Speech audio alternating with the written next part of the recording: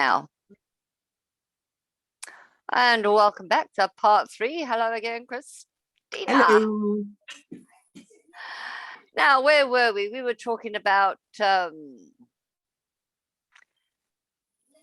we are all very different women, I suppose, along with our free choice, and how I myself, on a personal note, sort of like think that the debate has become more masculine, and who falls into what groupings. I also worry that and more from, if I take a look at some of our the drag queen elites, RuPaul, for example, see their faces better. Now, granted, this is dramatically pretty, beautiful. Are they're not transgender though, a drag queen? RuPaul isn't transgender-ish, are they? There have been transgender people on RuPaul, but for the most part, drag it's an art form. It's not. That's what I always thought. And it's sort of like more on stage and very exaggerated. And as a girl, as much as I love the dresses and they're really pretty, the only people who really wear them are our Kim Kardashians, our RuPauls, and on the red carpet, at the Oscars. This is where you see these beautiful outfits, and this is the glamour that you'll get, the evening dresses. I mean, gosh, if I could wear some of, you have to have the right figure. You've got to have the right shape. You've got to, to fit into these beautiful evening dresses, and the time it takes. Yeah. The time it takes. I mean, and most of these ladies, we as girls are taught, as far as makeup goes, less is more. But as far as clothes go, more is better because there's more allure. It leaves more to the imagination, apparently, I think it's a big topic. It is a very big topic. Even with drag queens wearing these things, I mean, most drag queens pad, and like they have to create that figure.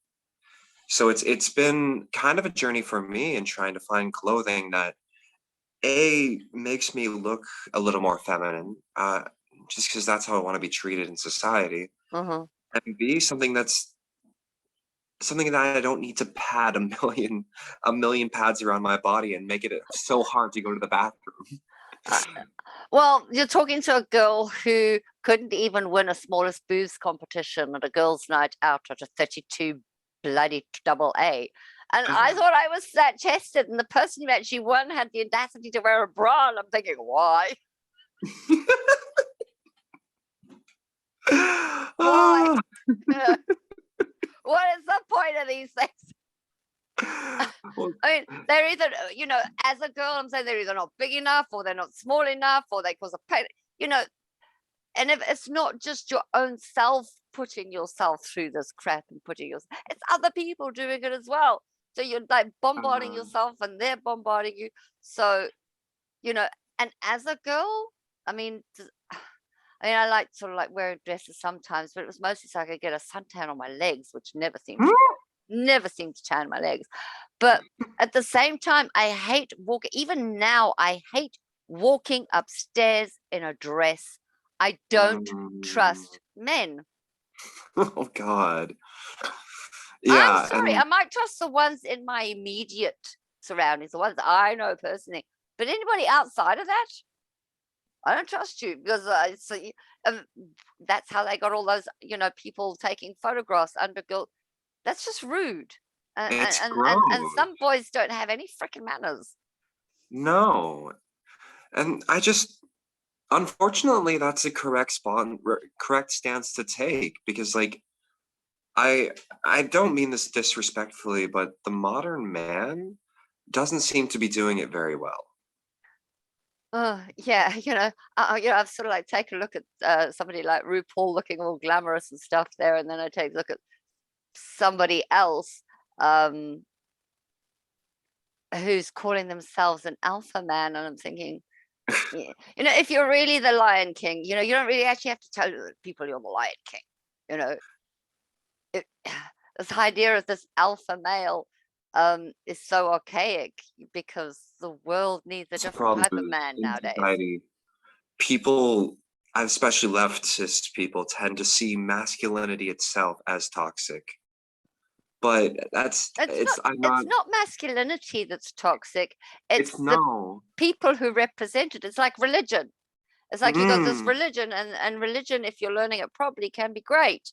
But if you're taught by the wrong person or the wrong people, you're not necessarily hearing the right message. And we've got, I think, again, it's generational. And as I said, I'm trying not to be ageist here, that you've got a slightly older generation trying to impress upon the world their manhood, and to do that they have to control everything. Oh my God! They've got to control whether a woman makes a free choice to have an abortion or not. They've got to control who can and cannot get married or not, and yada yada yada. Make their mark on this world. It's start a war. Yeah. They're all busy dying out, and suddenly they want to put some new legacy in. That's why Putin started his war. Yeah. And whether it's a war of bombs or whether it's a war of words, it's always somebody wanting to take absolute control because I would say their stuff's coming to an end. I mean, I'm dying out myself too. I'm aging, and I'm aging out too here at some point. But I mean, I've had to try and, my dad wanted a boy, my mom wanted girls, and I tried to give them both a little bit of failed dismally, darling, on all fronts. I think there's a disempowerment that men this day and age seem to feel, where they need to prove something to the world, and I just it doesn't matter. Well, I don't know. I think it's an expectation that they're giving younger men too, that it's wrong. They shouldn't be giving them that expectation that they can control everything in this. The only thing you can really control is yourself. That's my thought anyway. Yeah. I mean, talking of that, I do believe he might not know. My favorite movie. Although, I didn't actually see this until I was 26. Really? I was 12 when it came out. By the time I was 12 and a few months, I could sing every song back to front on this. 12 years old, going touch me, and not understanding a freaking word. Now I'm sort of like 20. When I watched 26 and I'm going through the things, I'm like, oh, maybe that wasn't the best song for a 12-year-old to be singing. Yeah.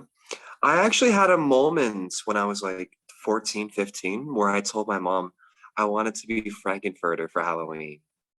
And she's like, she literally said to me, she's like, I don't know if you have the balls to do that.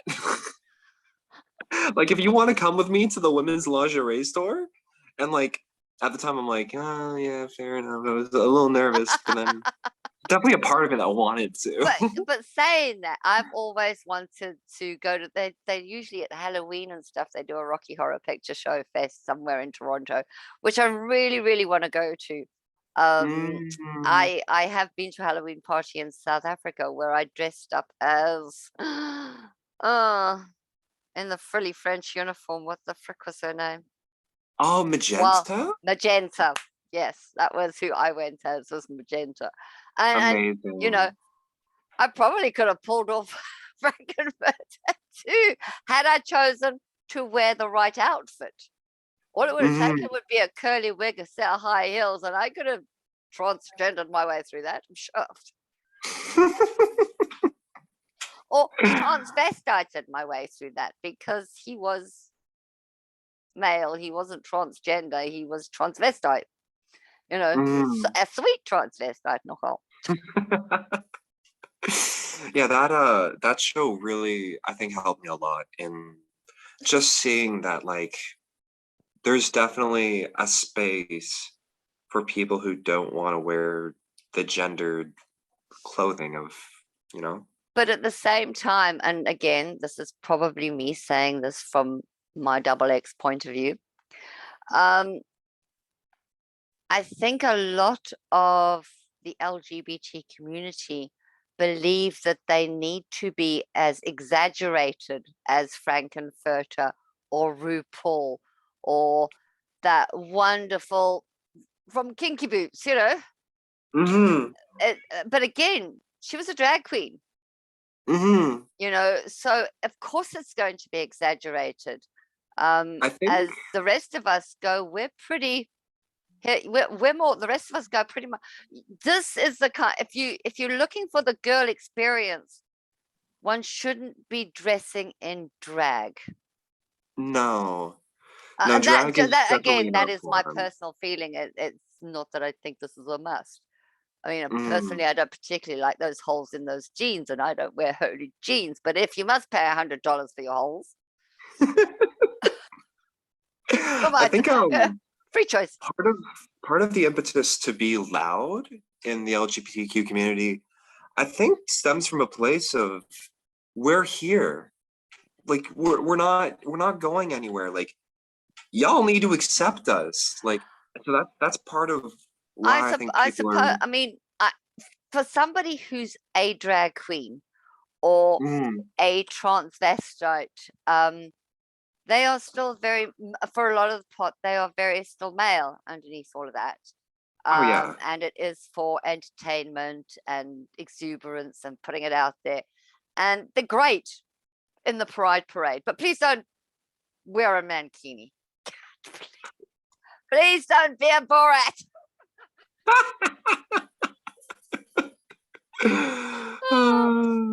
My bad, but I'm sorry. There's nothing sexy about the mankini. But at the same time, I don't The particularly banana think there's hammock. anything sexy about the bikini unless you've got that figure for it. You have to, Mm. as a girl, I know you have to worry about the size of your bum, your hips, your boobs, your shoulders, the whole thing. And there's so many pretty outfits that I want to wear as a girl, but know that I can't pull it off. You know, Mm. this isn't just a transgender issue. Yeah, I'm happier pulling off boys' clothes. I can pull off boys' clothes blindfolded. No makeup Mm. required. I think just beauty standards in general are so incredibly damaging. And it's not just a transgender issue. I think it's a It's big an women's issue. It's issue. an issue. Yeah. Period. For a lot of us, and we Like the don't idea make good. that We don't always make good choices when it comes to our fashion. I no, made some like the bloopers. idea I've that done every bloopers. girl needs to have like no fat on them and like the whole string bikini, you know, as Size small as zero possible. is Like size that's zero not is a freaking scam. yeah. Or when they tell you you are now a plus size because you've gone from a size 8 to a size 10. I'm a what now? Or It's that you're like even a plus size in the freaking first place. I'm a men's large. I know I'm plus size, but like it doesn't mean I have a lot of fat You have, on me. well, exactly. You know, I mean, I've my mother, she, well, she shrunk a little bit now because you do as you age. Mm. But in her heyday, my mother was 5'10". She was born in, she was born just before World War II. And my mom grew up in the very British community, which is pretty short. And my mom was 5'10". She grew to 5'10", and she was always the tallest girl in her class. And she was buying from the big and tall shop.